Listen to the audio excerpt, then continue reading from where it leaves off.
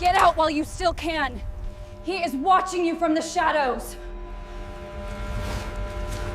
The gates of the old prison groaned as I pushed them open, the metal whining like a voice warning me to turn back. Twilight clung to the jagged walls, shadows stretching long and thin across the cracked asphalt. A sudden gust carried the faint, metallic tang of rust and something else, something colder, sharper. I stepped onto the courtyard. The silence was heavy, almost tactile, broken only by the distant drip of water echoing through the empty halls. A cell door swung open with a slow, deliberate creak as if inviting me in. My flashlight flickered. For a moment, I swore I saw a figure standing at the end of the hall. A prisoner, maybe. But when the beam steadied, there was nothing. Just a shadow that shouldn't have been there. Then came the whispers. First faint, almost polite, curling along the walls. "You shouldn't be here." My heart stuttered. They didn't come from anywhere I could see. They didn't come from anyone alive. A cold hand of dread gripped me. The air thickened, and the darkness around me seemed to lean closer, waiting. And just as I was about to turn back, I heard it clearly, unmistakably, directly into my ear. "You're already inside." The sound didn't echo. It didn't fade. It was a promise, a warning, and a challenge. I froze. The night held its breath. And then, from deep inside the prison, a scream, low, ragged, human, and impossible to place, cut through the silence. I didn't move for a long moment, my flashlight trembling in my grip as the scream faded into silence, leaving nothing but the thick, suffocating air of the courtyard. The prison loomed above me, a monolith of crumbling stone and rusted iron, windows gaping like dead eyes. Every instinct screamed to run, but curiosity had a grip tighter than fear. I stepped forward, boots crunching over broken glass and gravel. The gates groaned behind me, closing as though of their own accord. The walls were covered in decades of decay, peeling paint, blackened stains, and faint scratches that could have been claw marks, or simply the echo of past violence. I ran my fingers along the cold iron bars of the nearest cell. Inside, the darkness was total, yet it seemed to shift and breathe. The stories I had read, the forgotten prisons of the region, left to rot after riots, executions, and mysterious disappearances, felt abstract until now. Every whispered rumor suddenly became a weight pressing against my chest. Inmates who never left, guards who vanished without trace, corridors that led nowhere. I forced myself to remember why I was here. A journalist, seeking the truth behind rumors long abandoned by the world outside. But even that purpose felt fragile, like a paper boat adrift on a storm-swollen river. The first hallway I entered smelled of rust and decay, with the faint metallic tang of blood long dried. Footsteps echoed behind me, though the place was empty, or at least it should have been. My flashlight caught a scrawled message on the wall. "Do not wake them." I froze, heart hammering. Who had written that? And why did it feel freshly etched, still raw in some way? A low breeze stirred the papers scattered across the floor. A cell door rattled somewhere down the hall. I whispered to myself, "It's just the wind." But even as I said it, I knew the wind didn't make shadows twist like fingers along the walls, nor did it carry whispers that hissed my name with uncanny familiarity. Halfway down the hall, I saw the first sign of the old guard's quarters. The door was ajar, hinges squealing a warning. Inside, dust coated everything, yet there were signs someone, or something, had been here recently. A chair overturned, papers stacked strangely, as if arranged for some unseen visitor. A sudden clatter behind me made me spin around, flashlight slicing the darkness. Nothing, just an empty corridor stretching into deeper shadows. I paused, leaning against the wall, listening. The silence pressed against my ears, so loud it made my thoughts tremble. Then I heard a faint whisper, sharper this time. "They're watching." My stomach sank. Who were they? Prisoners, ghosts, or something older, waiting for anyone foolish enough to wander these halls? I pressed on, each step deliberate. Every cell I passed seemed alive with memory. Faint scratches in the concrete, rusted chains dangling as though someone had been freed or hung. A faint breeze, or was it breath, brushed my cheek. My pulse raced. My mind wanted to rationalize, to cling to logic, but the air itself refused to let me. A photograph tacked to a wall drew my attention. It was black and white, faded, of a group of prisoners standing in a courtyard, smiling, some forced, some genuine. I squinted. There was something off. One figure, near the back, seemed to tilt its head unnaturally, eyes too dark, mouth curved in a grin that felt alive, watching. I blinked. When I looked again, it was gone. Just the paper, yellowed and still. I reached the main hall. High ceilings arched above, lined with peeling plaster and rusted light fixtures that swayed faintly, though there was no draft. A long row of cells stretched into the darkness. Doors hung open at odd angles. The air seemed to pulse with faint murmurs, almost imperceptible, until a single voice cut through, "You shouldn't have come." The words weren't directed at anyone visible. They echoed off the walls, but not in any ordinary way. They seemed to wrap around me, pressing into my mind. My stomach knotted. I wanted to flee, yet something, a compulsion I couldn't name, held me in place. I stepped closer to one of the central cells, the source of a faint scuffling noise. Inside, nothing moved at first. Then, in the corner, a shadow shifted. A hand, or the illusion of one, pressed against the bars. The shape was impossibly thin, impossibly long, stretching like ink across the darkness. My flashlight flickered, and in that instant, I heard it whisper again. They never left. My body froze. I wanted to scream, to run, but the hall seemed to stretch endlessly in both directions, swallowing sound, light, and hope alike. Every instinct told me to leave, but something, curiosity, arrogance, or simple human foolishness, pushed me forward. I moved toward the next corridor. Every step echoed in the emptiness, yet I wasn't alone. Whispers traced my spine. Shadows lengthened unnaturally. The walls seemed to lean closer. The building exhaled a cold, suffocating breath. And then, as I rounded a corner, I saw it. The central cell, its door wide open, and on the floor, a fresh message scratched into the concrete. "You're already inside." I stumbled back, my mind refusing to process it. How could it be fresh? Who, what could have done this? And before I could even breathe, a scream tore through the darkness. A raw human sound, desperate, impossible to place.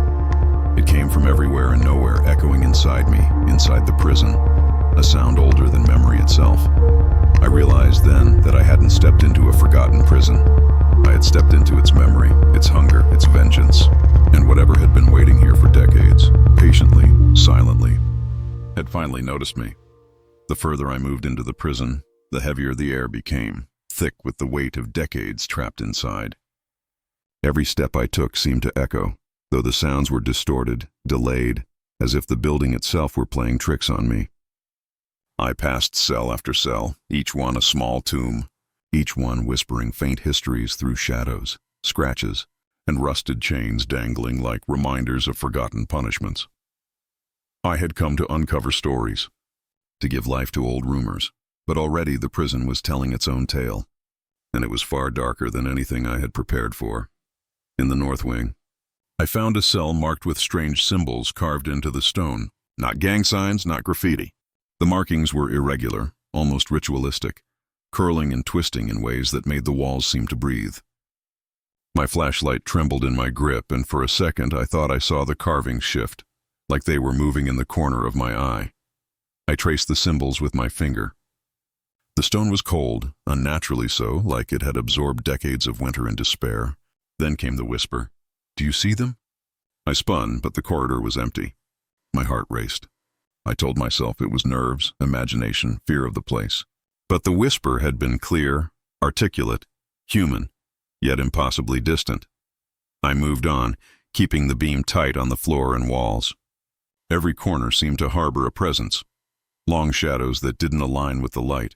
Slight movements that vanished when I looked directly. Then I noticed it. The faintest smear of something dark along a wall, trailing down the hall. Rust? Water or blood? My stomach twisted, but I forced myself to keep walking. By the time I reached the central block, the voices became unavoidable.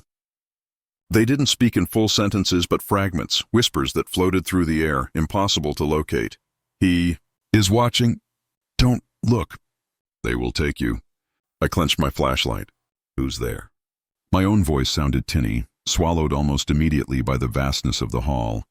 Only silence answered, then a faint echoing laugh, high-pitched and human, bouncing from the walls. It was as if the prison remembered everything, every crime, every act of cruelty, and was repeating it in soft, mocking tones.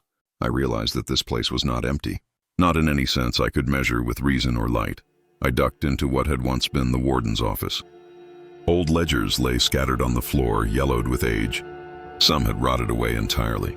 I flipped through one, dust puffing into the stale air. Names, dates, punishments, disappearances, rows of prisoners erased by time. And then one entry made me freeze. March 14th, 1972, Cell 7, disappearance. No trace, staff claim innocence. Witnesses frightened into silence. Building sealed, I shivered. The date matched one of the stories I had read. The prisoner who had vanished, whose screams were said to echo through the night. A sound never captured, only remembered. I traced the names in the ledger, and the more I read, the more patterns emerged. Disappearances clustered in certain blocks, always near solitary confinement. Guards had left, prisoners had vanished. Rumors whispered about them that the warden dismissed as hysteria. But the repetition, the sheer volume, was undeniable. Something had happened here, something systematic and horrific, and it had left its mark. I continued deeper into the wings, noting small anomalies that chipped at my sanity. A chair toppled slowly in an empty corridor. No wind, no visible touch. Footsteps echoed behind me. Soft, deliberate, and always a step slower than mine. A distant scream, low and ragged, drew me to a cell, but when I entered, it was empty. Only a single shoe remained on the floor. I stopped to examine a solitary cell at the end of the hall. Chains hung from the wall, swinging gently as though someone had just released them. And then a whisper, so close I felt it on my ear. They're here, watching, waiting. I turned sharply. Nothing. The cell itself seemed to shift in the corner of my vision, walls elongating slightly, ceiling stretching upward. My chest tightened.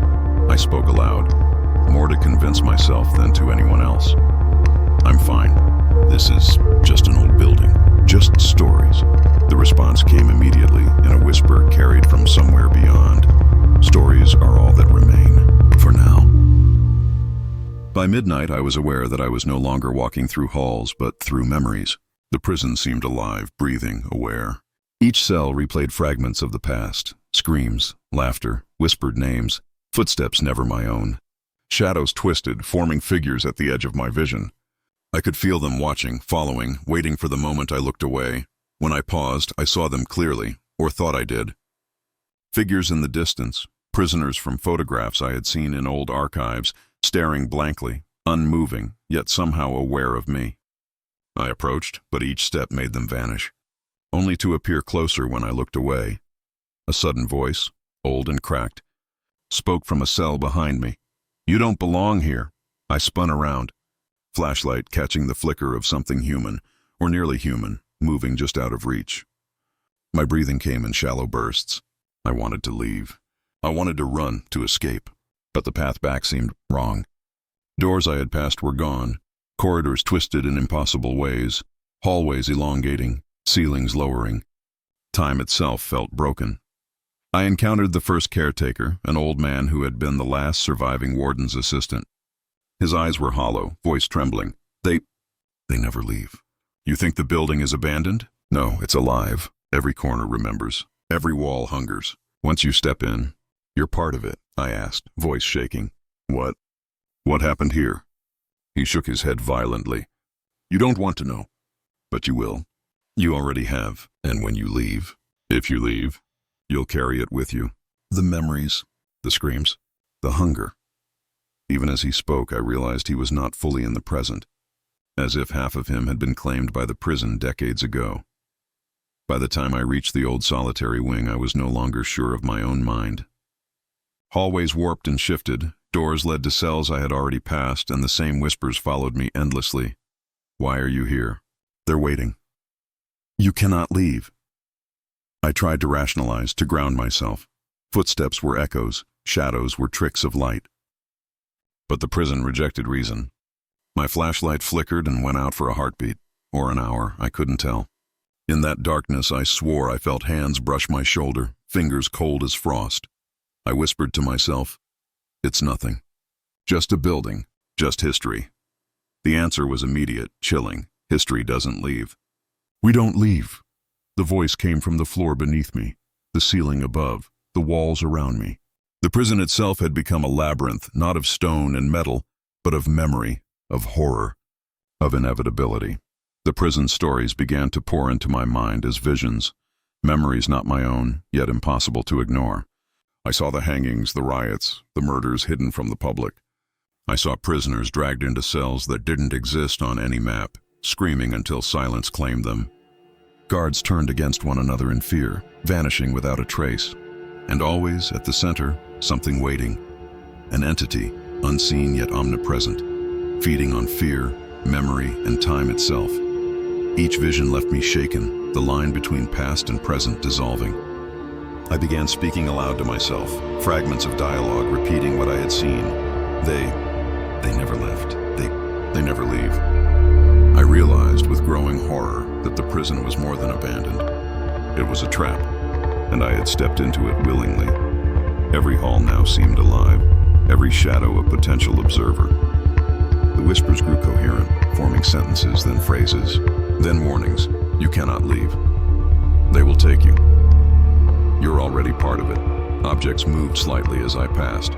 A chair tipped over, a book slid from a shelf, a door creaked. The air smelled of iron and decay. I tried to leave the wing, but the corridor twisted impossibly. The same door I had entered now led to another corridor entirely. Panic clawed at me. Even in daylight, or what passed for daylight through broken windows, the halls remained dim, shadows stretching unnaturally alive. The building refused to let me go. By the end of the night, I was aware that my exploration had become a fight for sanity. The prison revealed its full psychological hold. Memories of horror, whispers from unseen presences, and visions that blurred the line between living and dead. I realized that the building itself was a predator.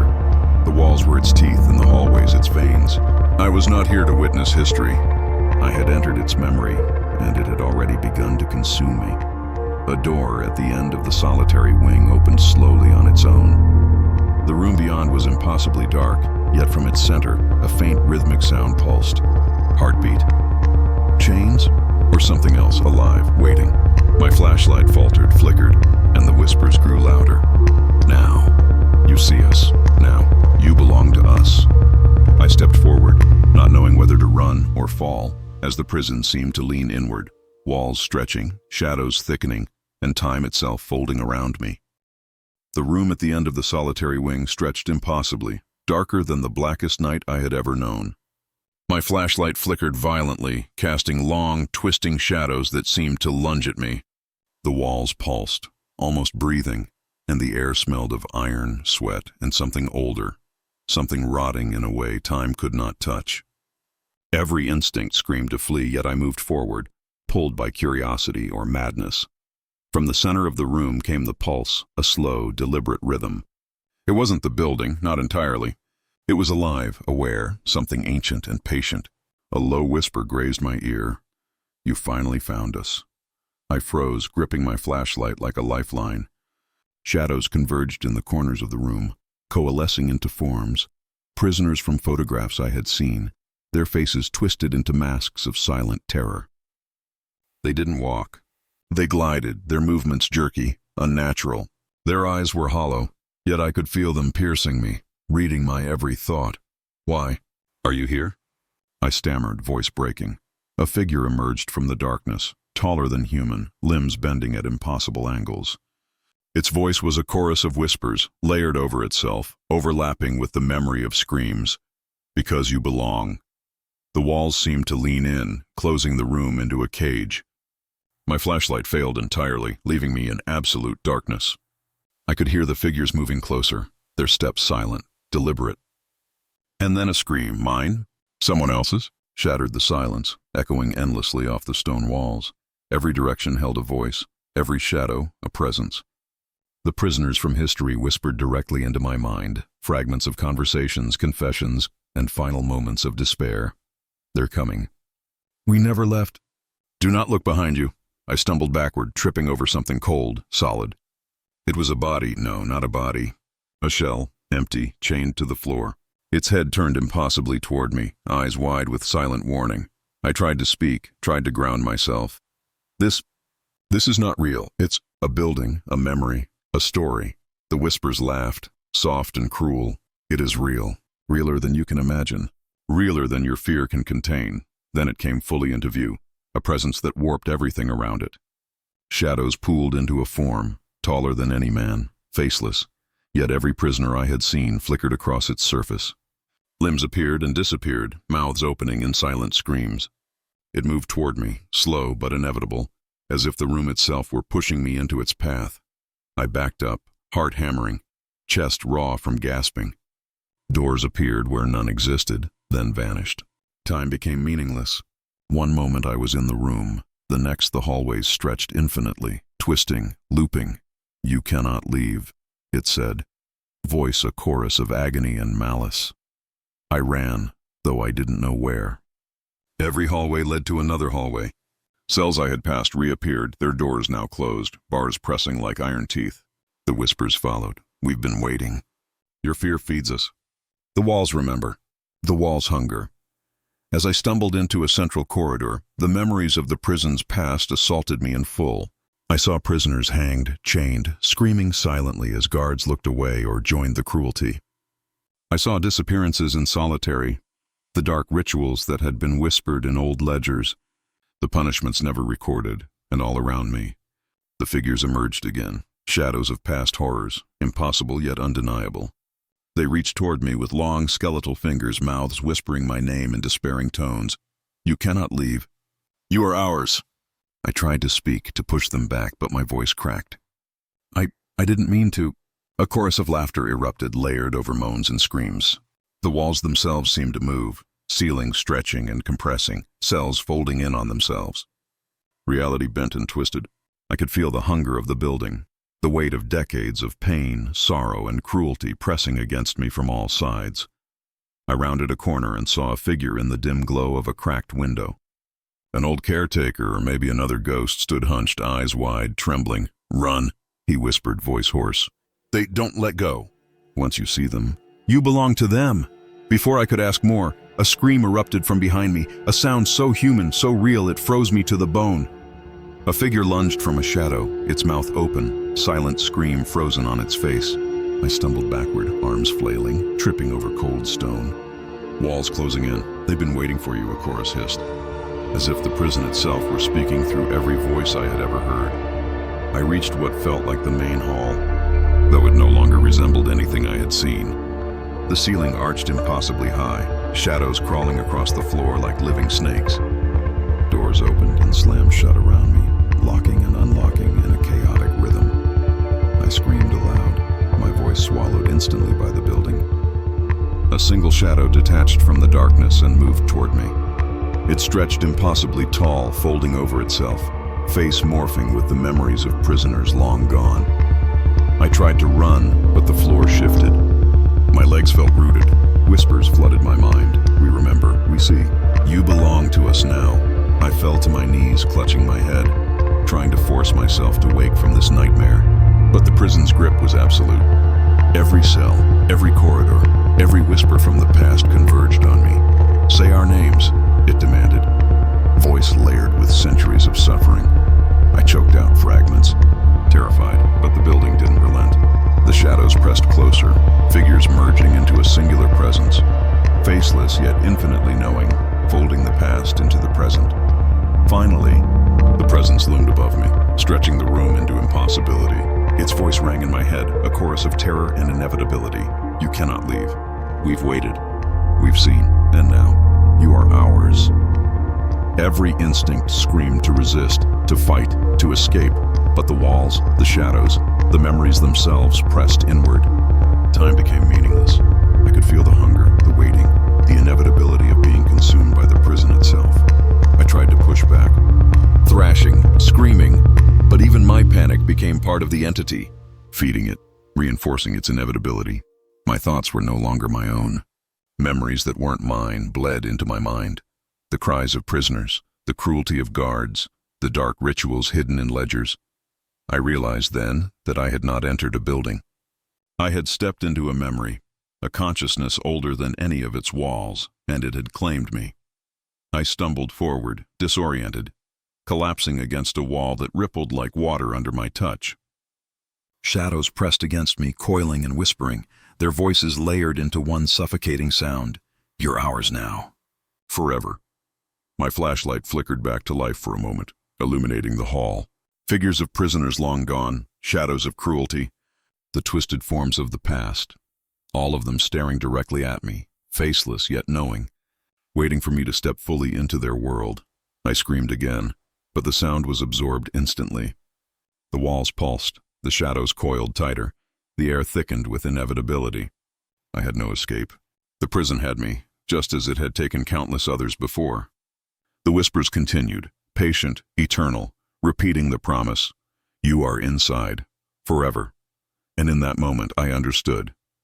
This was no longer exploration, no longer curiosity. The horror was complete. It had reached its apex. There was no turning back. The first light of dawn never reached the central block. The prison remained stubbornly dark, a monolith of shadows and memory. When I opened my eyes, or thought I did, I was sprawled across cold stone. The echoes of the night's horrors clung to me like wet cloth. Every corner, every corridor, every cell seemed to breathe in slow, deliberate rhythms. The whispers were gone, but I knew they were only waiting, patient, inevitable. I tried to stand. My legs shook violently. The hallways stretched longer than they should, doors leading to corridors I didn't remember entering.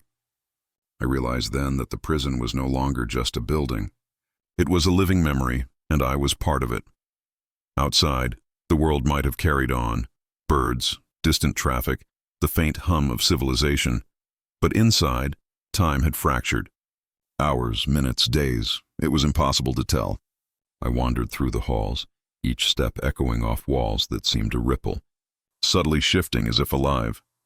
I found remnants of the past, torn ledger pages fluttering to the floor, chairs overturned, chains dangling like the arms of old ghosts. The faint metallic tang of decay lingered, clinging to my senses. I touched a wall and felt warmth like a pulse. A memory or a warning passed through me, screams, laughter, whispered names. The building remembered everything, and now, so did I. I began to speak aloud, a futile attempt to ground myself. "I'm leaving. I will leave," but the words fell flat. The prison was patient. Its reply was in the shift of shadows, the subtle stretch of the hallways, the silence that pressed against my ears like water against skin. I realized with horror that leaving was not an option. Not for me, not for anyone who had ever stepped inside. I stumbled into what had once been the main warden's office. The caretaker, or what remained of him, was gone. Only a chair remained, tipped over as though he had left in a hurry. Or perhaps he never left at all. I tried to call out for help. My voice seemed swallowed by the stone, absorbed into its memory. No echo, no response, only the oppressive silence of decades. I understood suddenly why survivors of the prison's horrors never spoke. Even words could not escape its grasp. I wandered further, tracing familiar corridors, yet each turn led me into unfamiliar spaces. Cells folded over one another. Shadows stretched impossibly long. At one point I thought I saw a figure, a prisoner, perhaps real, perhaps memory, staring at me from a corner. It vanished the moment I blinked. I understood then the cruelest truth. The prison was infinite to those trapped inside. Time, space, and memory folded together, a labyrinth with no exit. I remembered the whispers, the laughter, the voices layered over centuries.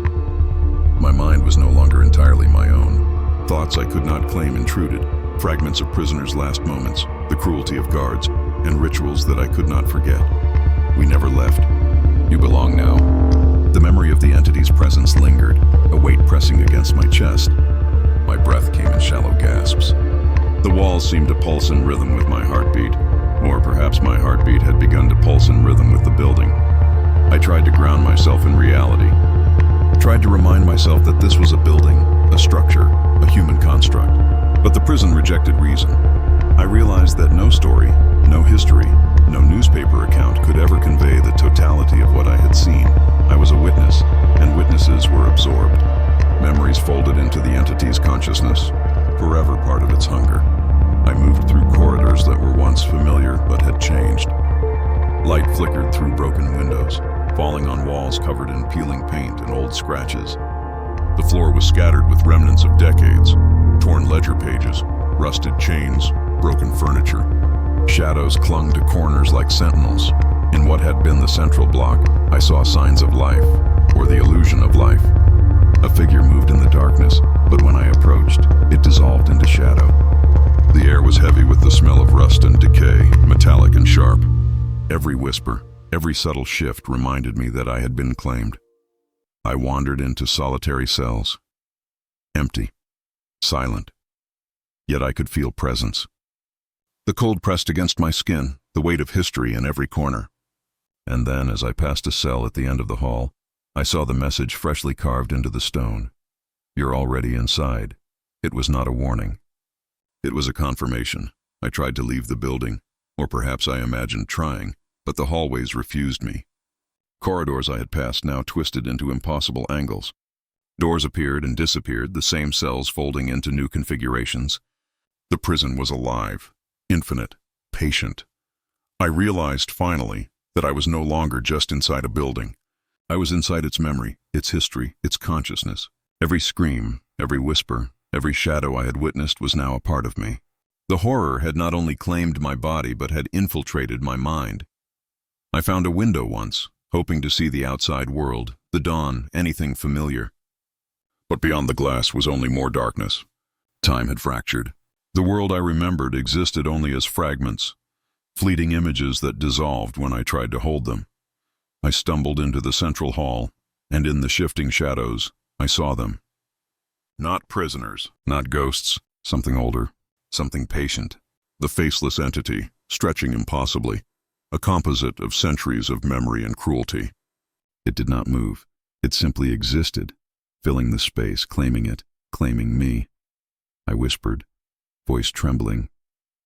Is it over? The shadows didn't answer. The building exhaled, a slow, suffocating breath. And then a single whisper, so quiet and intimate I could feel it in my bones. It never ends. And now you are part of it. The walls pulsed. Shadows writhed. Silence returned, heavier, more complete than before. I realized I would never leave. The prison had claimed me fully. My name, my fear, my memory. They were absorbed, folded into the dark fabric of the building. I fell to the floor, broken. My vision blurred, the edges of reality dissolving. And in that moment, I understood the final truth. The horror of the forgotten prison was not in screams, not in walls, not in chains. It was in inevitability, and I had become part of it. Outside, the world continued, ignorant. The prison remained, silent, waiting, patient. Inside, I could feel the passage of time, or its absence, stretching infinitely. Shadows shifted at the edges of perception. Whispers of names, of voices, of pain, threaded endlessly through the halls. And in the final silence, the building spoke again. You are inside, forever. The story ended, or perhaps it never ended at all. And the reader, like the protagonist, could not escape the echo of the prison, the lingering dread of memory, and the inevitability of its hunger.